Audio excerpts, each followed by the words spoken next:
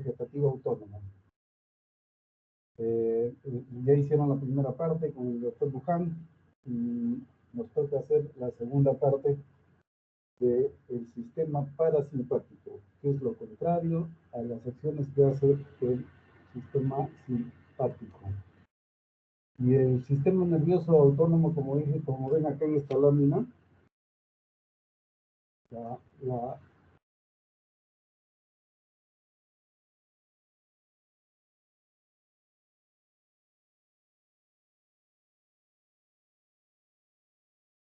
como dice esta lámina, la función principal del sistema nervioso parasimpático es la de provocar o mantener un estado corporal de descanso, de relajación.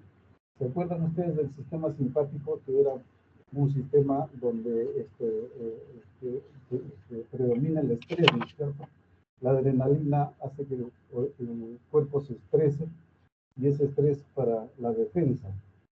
En cambio, el sistema parasimpático prepara al cuerpo para un estado de relajación tras un esfuerzo, ¿no es cierto? O para realizar funciones importantes para la vida, como es la digestión, el acto sexual, ¿no?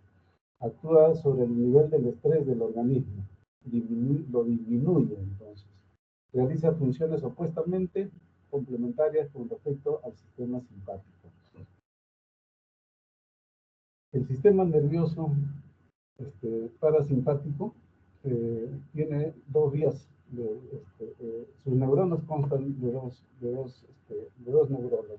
Una neurona presináptica y preganglionar, y la neurona postsináptica o postganglionar, que se conectan a nivel del ganglio simpático. Entonces va a haber viajes cortos y viajes largos, ¿no? Por ejemplo, los viajes cortos van a ser de las neuronas que se ubican dentro del bulbo raquídeo. El viaje largo es a nivel de la médula espinal, entonces a ese nivel se van a presentar los ganglios, ¿cierto?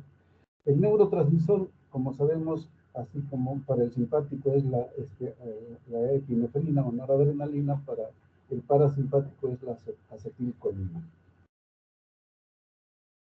Y acá está justo hablando del neurotransmisor. La acetilcolina, ustedes saben que se sintetiza en el axón y se deposita en las vesículas sinápticas.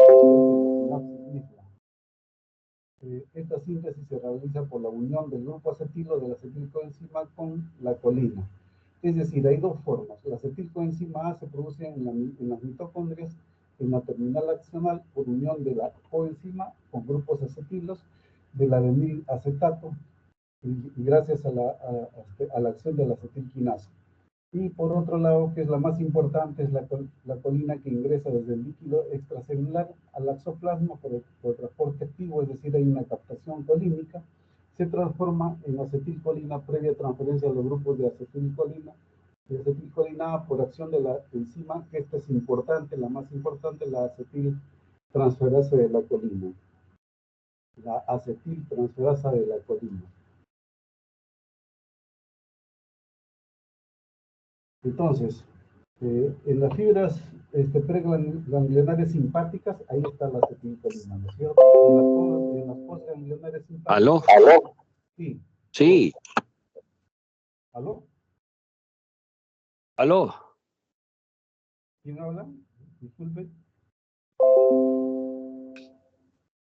Les decía que en las fibras preganglionares, simpáticas, ahí está la acetilcolina también. En las postganglionares simpáticas, que ustedes saben que está ahí la epinefrina, ¿no es cierto?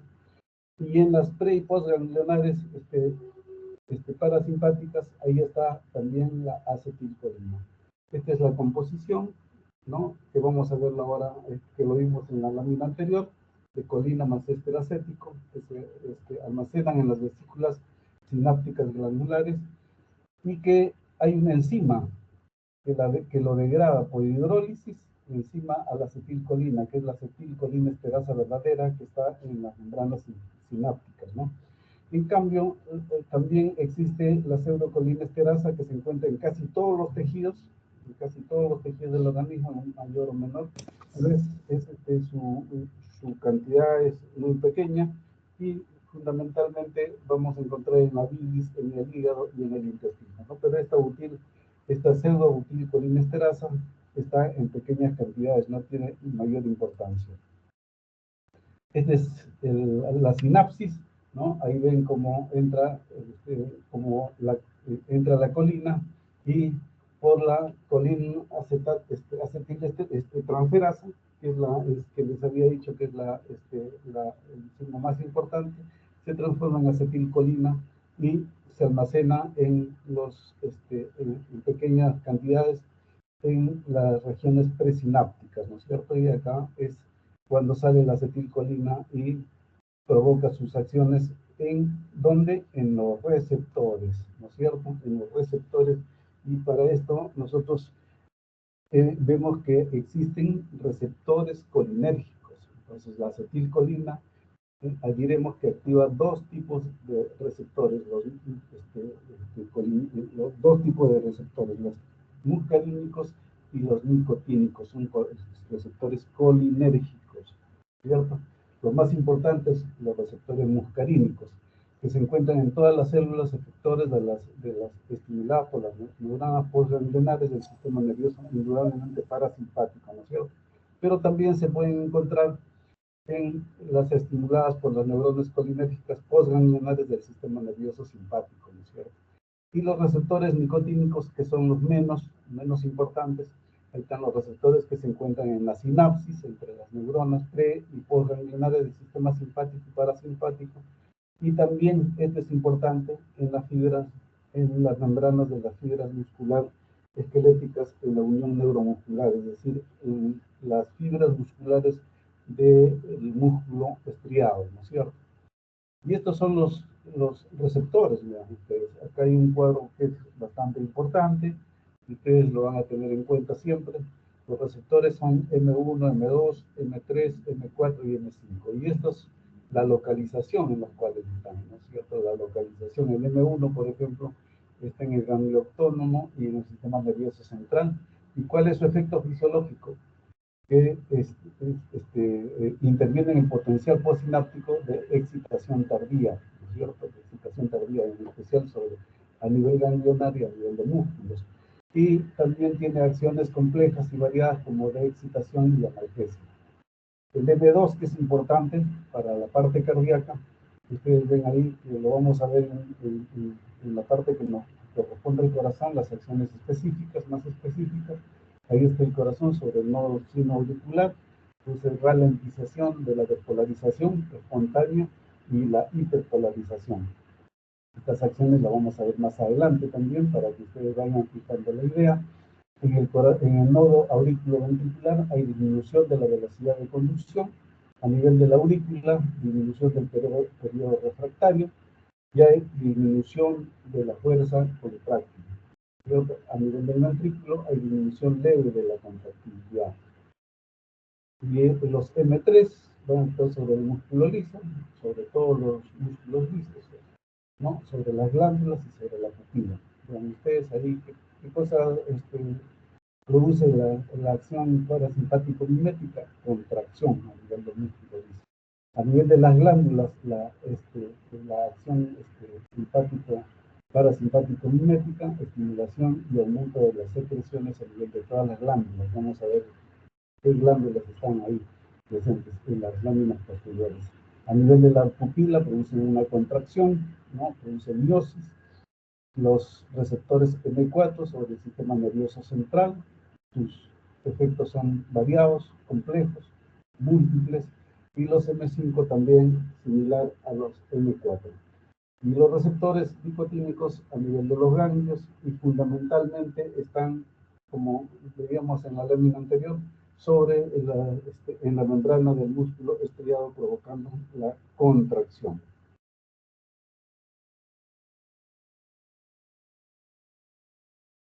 El sistema nervioso autónomo, entonces vamos a repetir, es tóraco, el simpático es tóraco lumbar, ¿no es cierto? Autónomo. Y el parasimpático es cráneo sacro, cráneo sacro.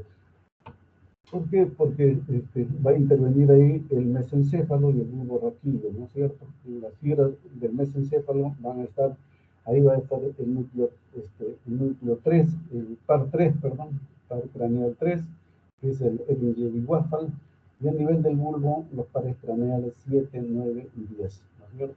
Y también ellos que inervan este, eh, el esfínter del iris, el músculo ciliar, las glándulas salivales, lacrimales, mucosa de la nariz, la boca y la faringe.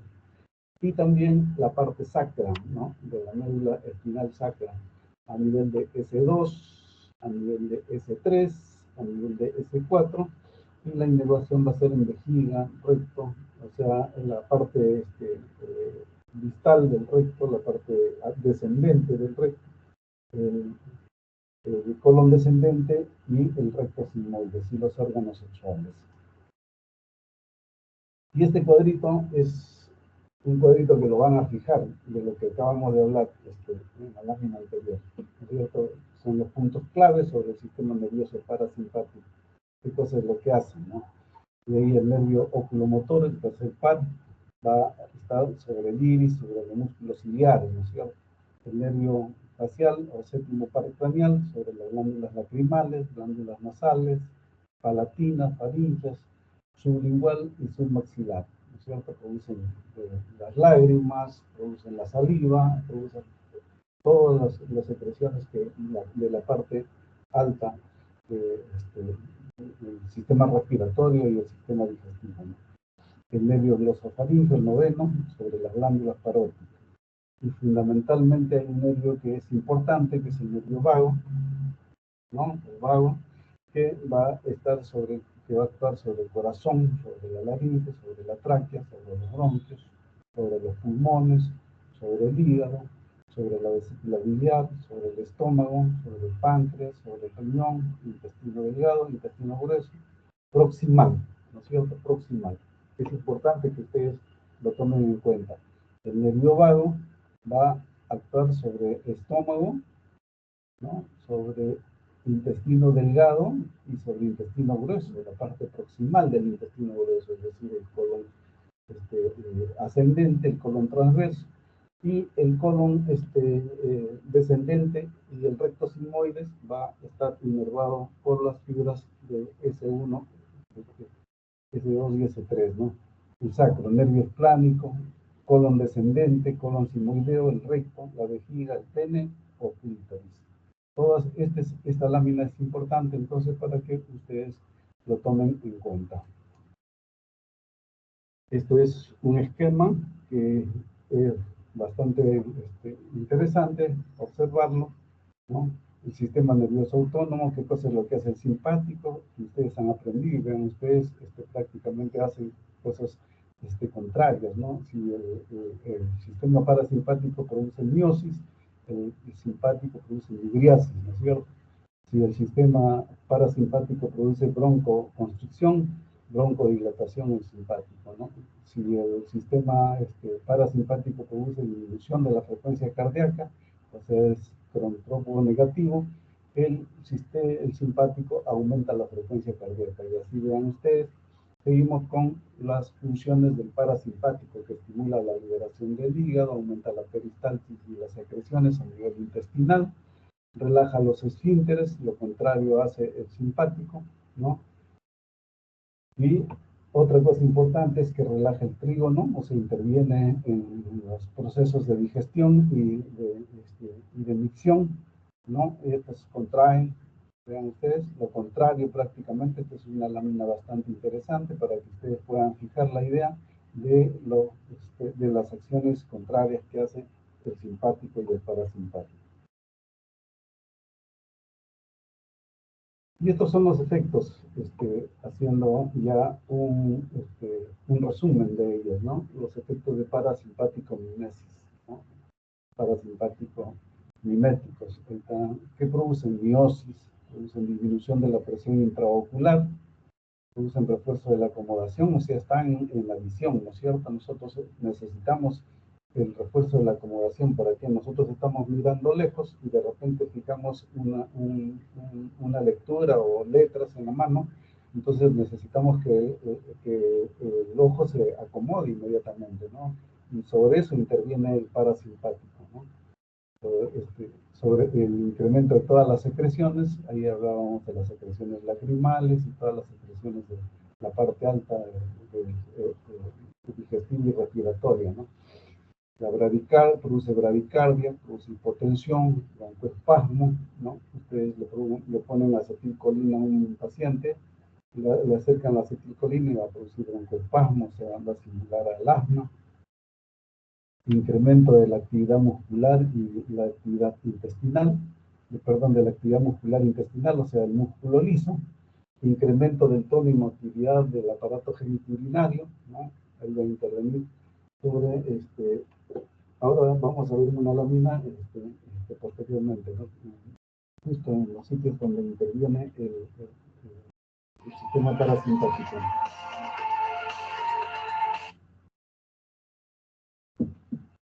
Produce en la acción nicotínica. En la acción nicotínica va a producir hipermea, o sea, aumento de las veces que uno respira.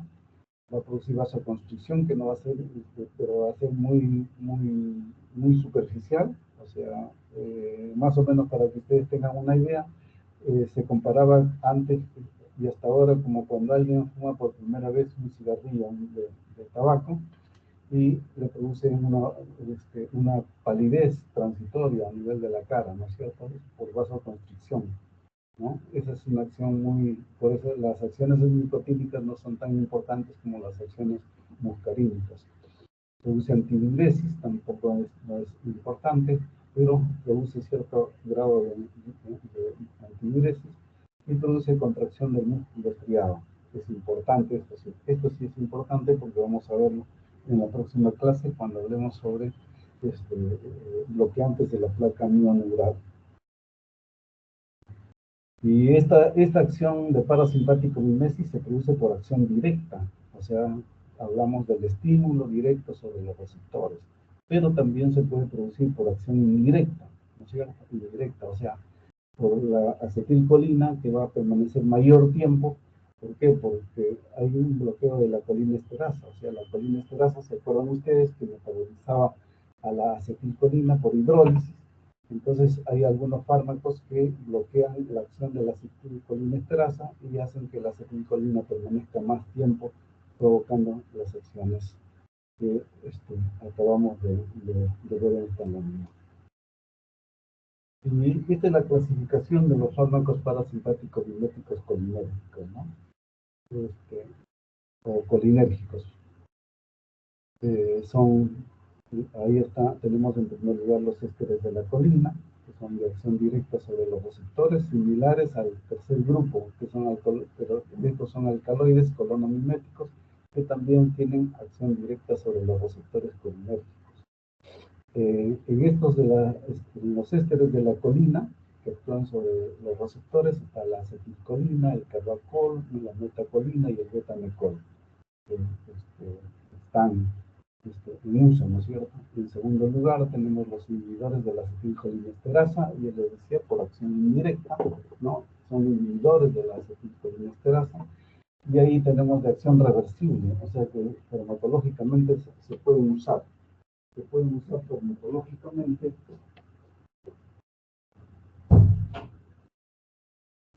Y ahí tenemos a la neostigmina, o comercialmente llamada prostigmina, la fisostigmina, la eserina, la piriostigmina, el mestinón, el hidrofonio, el sinón y el ambenomium, que es el mitelase, ¿no? Y de acción irreversible, que ustedes ya deben haber escuchado, son los compuestos organoclorados. Ahí tenemos el ecotiofato, que es la fosfolina, el taúm, el sarín, ustedes acuérdense de las guerras, ¿no? Son gases nervinos de guerra, ¿no es cierto?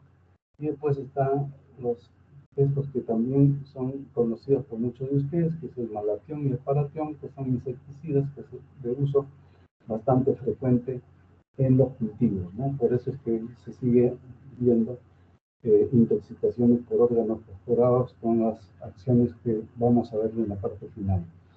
Y en el tercer grupo tenemos de los alcaloides colinamiméticos, que también, como les decía, igual que el primer grupo, son de acción directa sobre los receptores. Lo que pasa es que estos son alcaloides y estos son ésteres. Y ahí está la pilocarpina, ¿no? y la muscarina. Y vamos a ver cómo es que empezamos a usar estos fármacos.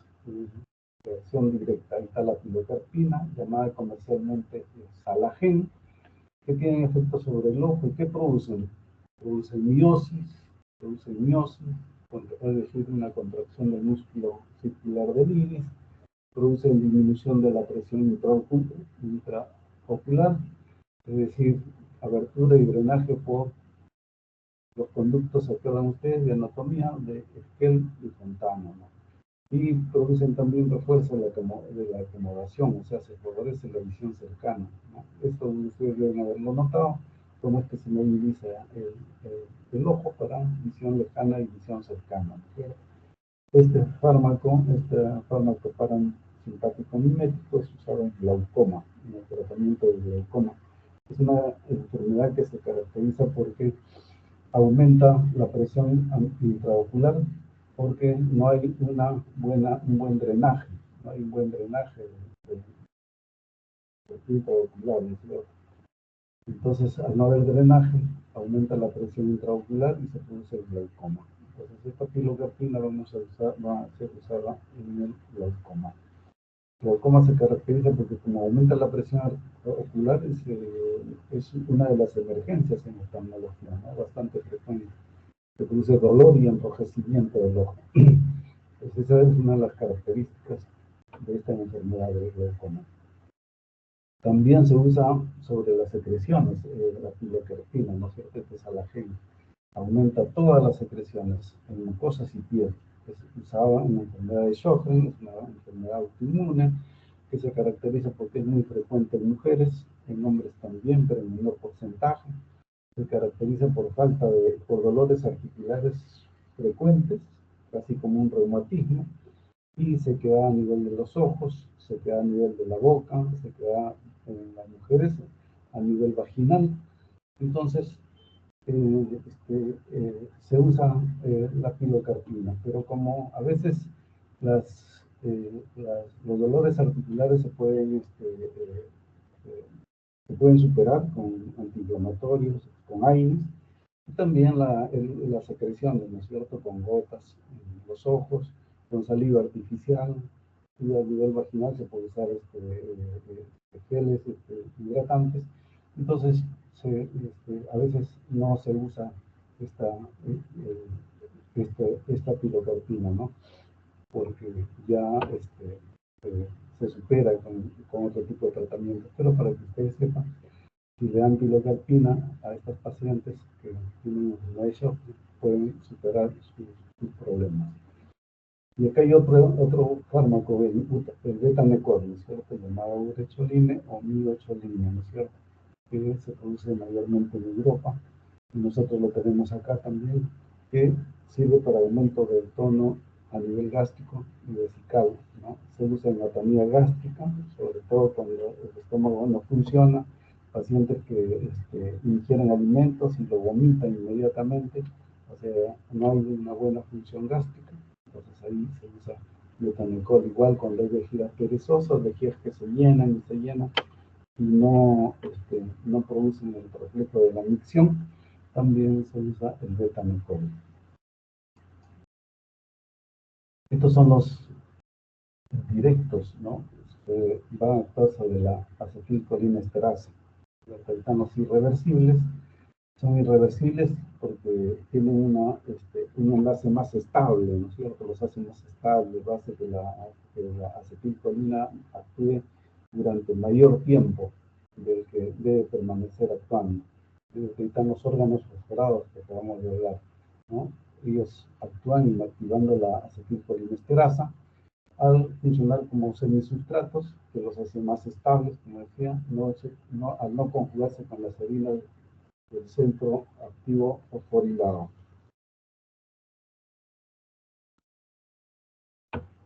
Ahí está están los reversibles, los que podemos usar como fármacos, ¿no es cierto? ¿Por qué? Porque producen hidrolizan el enlace estérico carbonoil, pero con más lentitud que para hidrolizar la acetilcolina, ¿no es cierto? O sea, la acetilcolinesterasa Cuando en presencia de estos fármacos hidroliza el enlace estérico con más lentitud, ¿no? O sea, de tal forma que permite que la acetilcolina esté durante más tiempo. Se usan en muchas enfermedades en las cuales la acetilcolina es degradada muy rápidamente, ¿no es cierto? Como por ejemplo en la miastenia gravis, ¿no?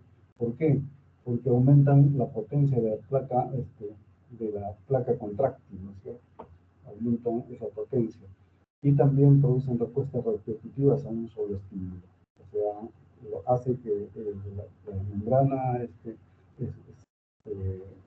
repita las respuestas y a los estímulos, ¿no es cierto? Es decir, incrementa la acción motor intestinal y vesical y aumenta las secreciones a nivel gástrico. Se usa en miastenia gravis. La miastenia gravis es una enfermedad que se caracteriza porque la acetilcolina se degrada muy rápidamente, ¿no? Es una enfermedad autoinmune también, ¿no? En muchos se presenta en mayor porcentaje también en mujeres. La primera característica es la tosis prepuberal, es decir, cualquier día amanecen con que no pueden levantar el párpado. Eso es uno de los síntomas iniciales de la enfermedad. Después ya empiezan a presentar mayores síntomas como mayor caída del párpado, dificultad para la masticación, para la deglución, y se van afectando músculos cada vez mayores, ¿no es cierto? Esa es la miastenia gravis. En esta miastenia gravis se usa la piridoxiclina, el mestimón oral, ¿no? Es bastante bueno y con eso se puede ayudar a este tipo de pacientes. Y cuando los cirujanos operan abdomen y pelvis, a veces hacen revisiones extensas, los intestinos lo sacan hacia la parte externa para revisarlos, para ver si hay algún tumor o para ver si hay alguna lesión, que puede ser por perforación, por arma blanca o por bala. Entonces, esa manipulación intestinal hace que muchas veces al día siguiente los intestinos amanezcan perezosos, ¿no? Uno cuando va a examinar al paciente lo encuentra con el abdomen muy balonado y uno le pone el estetoscopio y ve que los ruidos hidroaéreos están bastante disminuidos. Eso entonces es porque no hay una buena respuesta a la acetilcolina, ¿no? La acetilcolina no está actuando bien, entonces uno usa la neostigmina, el prostigmina, endovenoso, intramuscular, y como van a aumentar la potencia contráctil, inmediatamente los intestinos empiezan a funcionar y se van regulando poco a poco, ¿no? Con la hidratación y otro tipo de tratamiento que uno debe administrar a este tipo de pacientes. Y acá vamos a ver justo lo que habíamos dicho en las láminas anteriores, ¿no? La lámina anterior sobre los receptores, ¿se acuerdan ustedes? Sobre los M3, ¿no? Sobre los M2, sobre el aparato cardiovascular, y qué cosa es lo que produce la acción simpático-mimética a través del vago. Disminuye la frecuencia cardíaca, ¿no es cierto? Y también, o sea, disminuye la frecuencia cardíaca, es cronotropo negativo y también sinotropo negativo, ¿no? Y también la fuerza de contracción del miocardio por múltiples mecanismos. Y estos son los mecanismos. La disminución de la velocidad de despolarización del nodo sinusal, o sea, el atraso del nodo sinusal, el retraso de la conducción de los impulsos a su paso por la musculatura auricular sobre la aurícula, que habíamos visto también en esa lámina anterior de los receptores, el alargamiento del periodo refractario y también acción sobre el nódulo auriculoventricular, sobre la disminución de la velocidad de conducción a través del nodo auriculoventricular. Pero también tiene la acción simpático-mimética, cierta acción sobre las venas, produce dilatación, y esa dilatación sobre arterias y venas se va a deber al factor relajante derivado del endotelio, ¿no es cierto? Al factor relajante derivado del endotelio, ¿no? Por esa acción se va a producir dilatación a nivel de las arterias y las venas en este aparato cardiovascular. Sobre el aparato respiratorio es importante también que ustedes lo tengan en cuenta, ¿no? Está inervado por fibras simpáticas que también son procedentes del vago. La acetilcolina va hacia la acción colinérgica, va a aumentar las secreciones traqueobronquiales, o sea, desde la parte superior del aparato respiratorio, y estimula la broncoconstricción. Yo les había dicho, simula un asma, ¿no es cierto? La acetilcolina, al actuar sobre los pulmones, va a hacer como si fuese un asma, va a producir broncoconstricción. Eso se caracteriza porque el paciente no va a poder respirar, hay un cierre prácticamente del proceso inspiratorio, ¿no? Y hay silbidos a ese nivel, ¿no? El paciente hace esfuerzos por respirar. Y esta es una simulación de lo que llamamos en la clínica asma bronquial. Sobre el aparato gastrointestinal, vean ustedes, aparato por aparato, la importancia que tiene el parasimpático, ¿no es cierto? La inervación parasimpática del intestino ocurre también por el nervio vago y los nervios sacros de la pelvis, ¿no es cierto?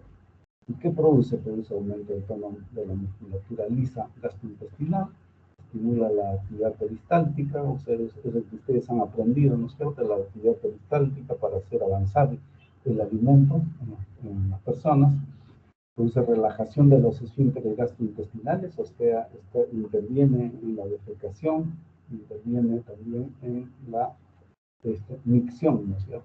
Pero acá estamos hablando de gastrointestinal, interviene en todos los esfínteres, ¿no? O sea, a nivel de cavias, a nivel de píloro, a nivel hepático, ¿no? Para la producción y excreción de la bilis. Entonces, en todos esos esfínteres gastrointestinales interviene el parasimpático. Estimulan también la secreción exócrina de los epitelios glandulares, o sea, saliva, jugos gástricos y bilis, ¿no? Que es de lo que estamos hablando, ¿no? Entonces, interviene prácticamente en la digestión,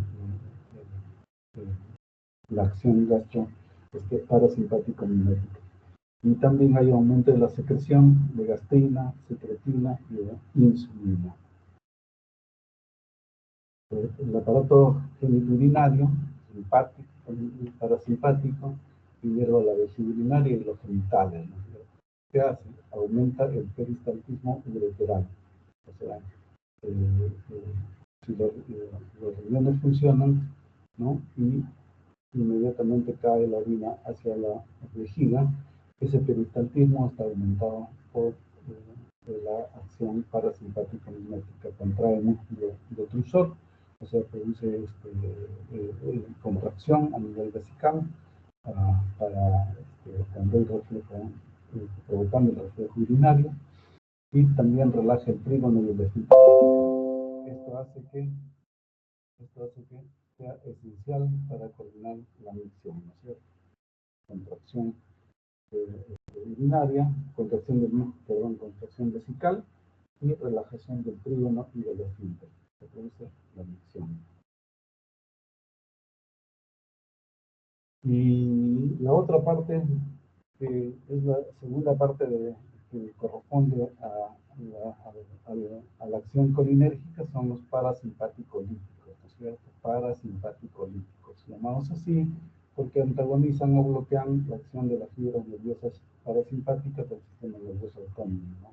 Tienen sinónimos, como se les llama también anticolinérgicos, colinolíticos, vagolíticos, bloqueadores colinérgicos muscarínicos, antimuscarínicos o atropinizantes. Como vamos a ver, uno de los fármacos representativos de este grupo es la atropina, por eso es que se les llama atropinizantes, porque tiene todos los efectos de un parasimpático ideal, ¿no es cierto? El concepto son fármacos, son medicamentos que inhiben la actividad del sistema nervioso parasimpático. Esto ya lo hemos visto, vamos a pasarlo. Y estos son los parasimpático-líticos, los fármacos parasimpático-líticos, que los desdoblamos en naturales y en sintéticos y semisintéticos. ¿No? Los naturales está la atropina, que deriva de la belladona, de repente ustedes deben haber escuchado, y la escopolamina, que también es un fármaco natural. Y los semisintéticos, los sintéticos y semisintéticos, ahí tenemos la omatropina, ¿no? El bromuro de natropina, el bromuro de iosina, la buscapina, que es bastante, que ustedes lo conocen, el metilbromuro de copolamina. Hasta acá, hasta esta parte, todos ellos actúan sobre el sistema digestivo, sobre los intestinos, ¿no es cierto? Sobre los intestinos, sobre todo cuando hay cólicos, el cólico, ustedes saben que aumenta el peristaltismo, aumenta el nivel de contracción del músculo liso intestinal, entonces se produce dolor, pero ese dolor va acompañado muchas veces de diarrea o va acompañado de náuseas y vómitos, ¿no es cierto? Entonces estos fármacos nos van a ayudar en ese sentido. Cuando hay un cólico, cuando existe este tipo de cuadro, un cólico que pueda ser tratado, que no tenga mayores problemas, que no tenga procesos infecciosos de por medio, uno hace el estudio y solamente son cólicos que pueden, o dolor por aumento de la contracción, por cualquier motivo que no sea un motivo mayor, que no vaya a necesitar un tratamiento especial, uno puede usar este tipo de fármacos, ¿no? La metropina, el metilbromuro de novatropina, el metilbromuro de iosina o el metilbromuro de copolamina de escapina, claro. Y acá hay otro tipo de fármacos de adentro. La tropicamida también es un parasimpático lítico que se usan los oftalmólogos para provocar midriasis, ¿no es cierto? Para hacer fondo de ojo, ¿no? Algunos usan atropina, pero la atropina, el efecto dura mucho, el midriasis su efecto es menor y en tiempo, pero es mejor en calidad, ¿no es cierto? Produce más dilatación del ojo, más midriasis, y así pueden hacer un fondo de ojo los oftalmólogos. Esto es la tropicamida, o comercialmente midriasis. El bromuro hipatropio también es bueno que ustedes lo tengan presente, porque aparte de lo que les han hablado para dilatar los bronquios en asma, sobre todo en tratamiento de asma, ¿no? Usan los simpático-miméticos. También usamos los parasimpáticos líticos, ¿no es cierto? Los parasimpáticos líticos que rompen la acción de los colinérgicos, ¿no? Ahí está el bromuro hipatropio, el atroven, que viene en aerosol, ¿no? Se usa mucho en aerosol y produce una buena dilatación bronquial, dilatación a nivel de los pulmones, y es asociado generalmente con un simpático mimético, ¿no? Y ya ustedes lo han estudiado. El clorhidrato de triexilfenidilo, que es llamado comercialmente es el artane, y el hiperideno, el arquinetón, son dos antiparkinsonianos, ¿no?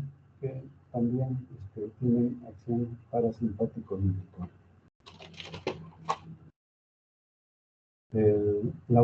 Y acá para adelante, la oxibutinina, el clorhidrato de flavoxato, la tolterodina y la solifenacina, que son parasimpático-líticos, se usan bastante para relajar la vejiga, ¿no es cierto? Sobre todo en esas vejigas neurogénicas, de mujeres que están orinando a cada rato, ¿no? Que se les escapa la orina, entonces uno puede producir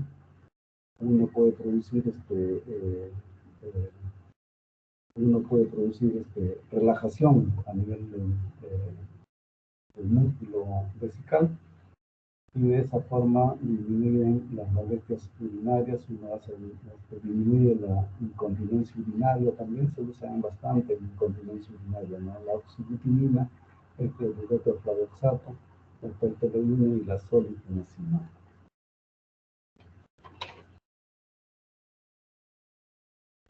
Existe ya por acción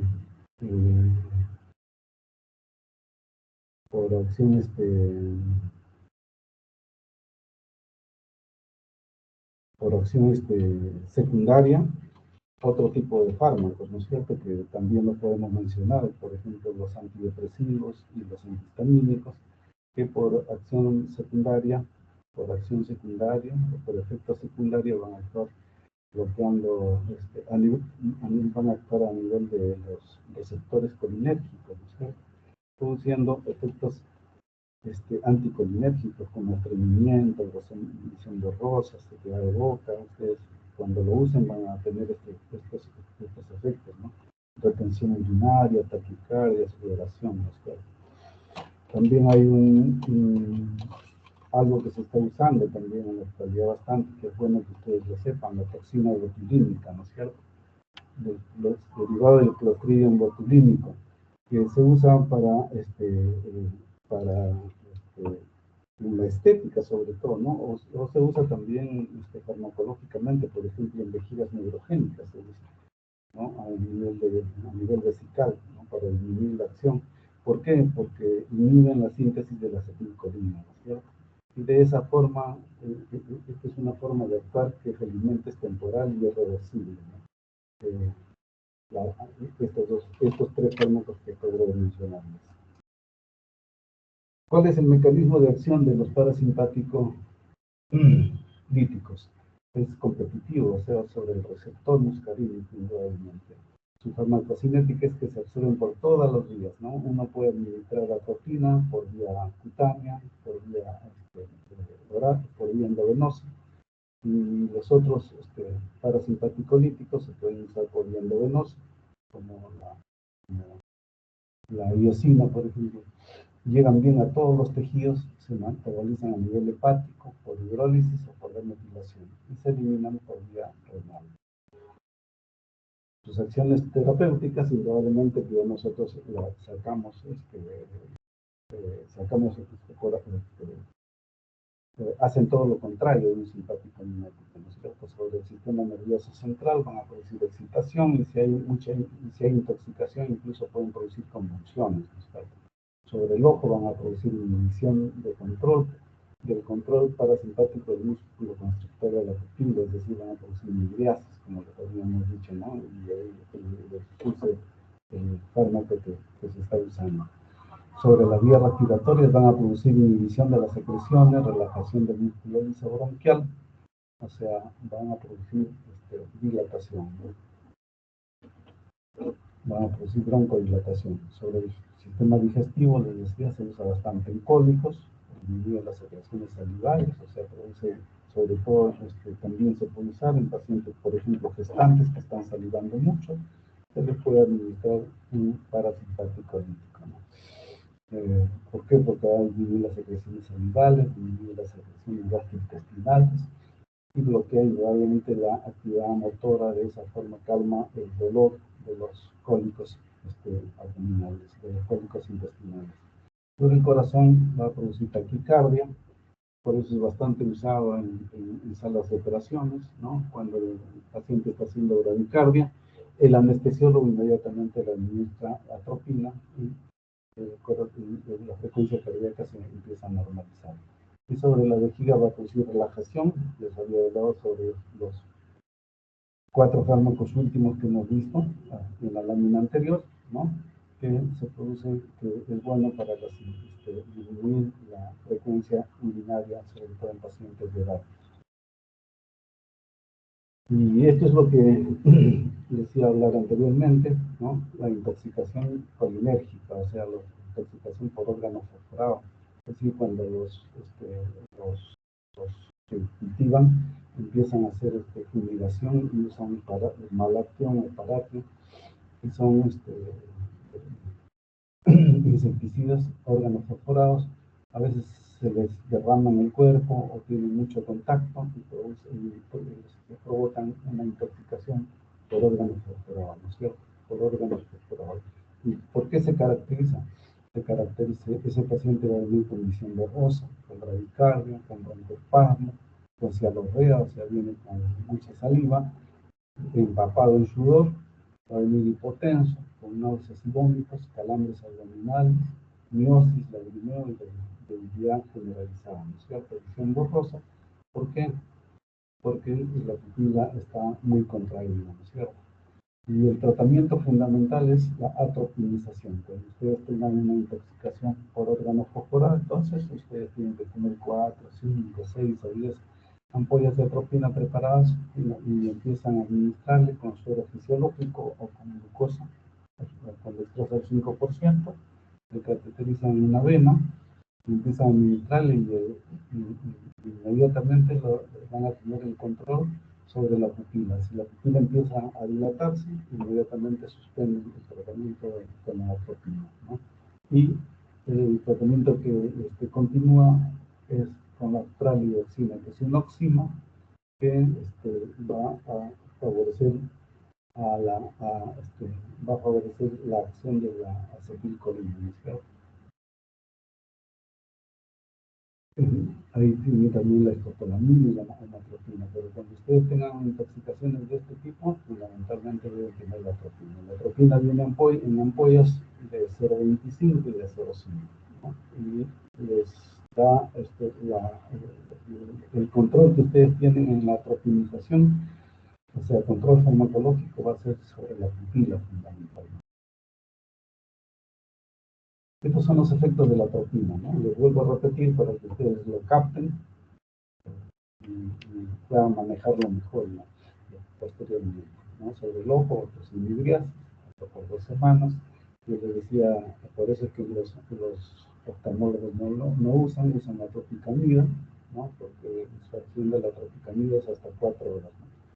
Sobre el corazón va a producir taquicardia, ya les decía, a las operaciones, cuando el paciente está en bradicardia, inmediatamente actúa la atropina, provocando taquicardia. Sobre los pulmones disminuye las secreciones bronquiales y produce broncodilatación. Sobre las glándulas sudoríparas y salivales disminuye las secreciones. Sobre el aparato digestivo produce la motilidad intestinal y el tono intestinal. Entonces también la atropina ustedes lo pueden usar en dolores cólicos que tienen cierta intensidad. Sobre el tracto urinario, controla el esfínter uretral, causando retención urinaria. Y sobre el sistema nervioso central, produce excitación, alucinaciones. En caso de intoxicación, les decía, si ustedes se pasan las dosis, puede producir hasta convulsiones. ¿Cuándo se indica la atropina? Se indica en el preoperatorio para disminuir las secreciones. Un paciente que no le disminuye las secreciones tiene menos oportunidades de problemas, de que haya problemas de aspiración posteriormente, o sea, que el aumento de secreciones a veces se aspiran los pacientes. Impiden la bradicardia, las secreciones salivales, bronquiales, y en oftalmología en fondo de ojo, y ya no se usa la tropicamida. Y en intoxicación de órganos perforados y en asma bronquial, ¿no?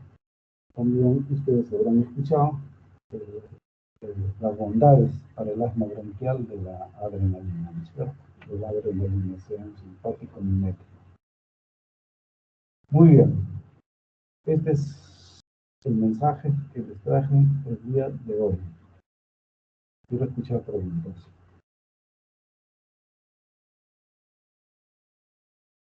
¿Preguntas? Hola.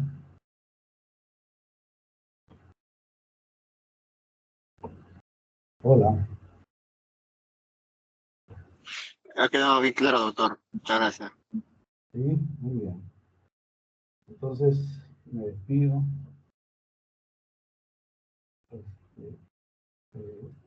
Entonces me despido. ¿Ya? Me quedo con mi grupo nomás para hacer la práctica. Hasta luego, gracias, hasta luego. Hasta luego. Gracias, doctor. Gracias, doctor.